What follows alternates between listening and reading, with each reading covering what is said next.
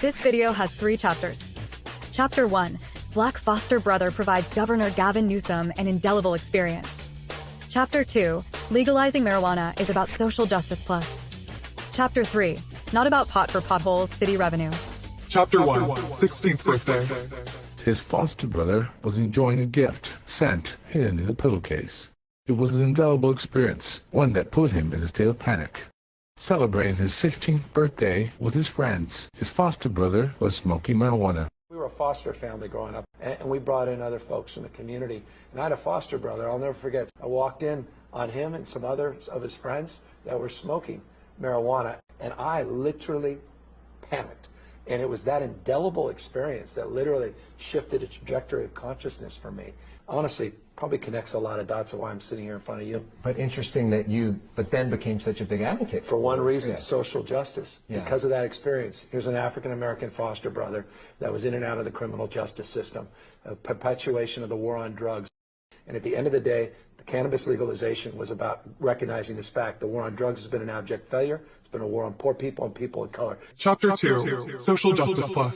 Marijuana legalization is a social justice issue. A social justice issue. Social justice issue. Social justice. Criminal justice. A racial justice issue. It's an economic justice issue. It's an economic justice issue for me. It's a criminal justice issue for me. Which is an economic development issue. It's a criminal justice issue. It's a racial justice issue. There's a lot of social justice, folks. It's unconscionable. How dare you sit by passively when lives are being destroyed by this war on drugs? Except for a handful of states in the Southwest, marijuana is still legal in the United States. But with Anslinger's arrival in 1930, marijuana is the new drug problem born out of the trouble in the Southwest with Mexican migrant workers. The pressure came from the Southwest and the West, where the Mexican immigrants were seen as a unnecessary and dangerous surplus population. And so there was a tremendous campaign to try to push the Mexican immigrants back into Mexico. And marijuana got mixed up in that,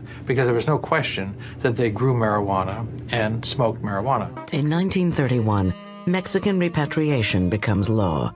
Mexicans who don't go quietly are subject to varying forms and degrees of harassment. Many are charged with vagrancy.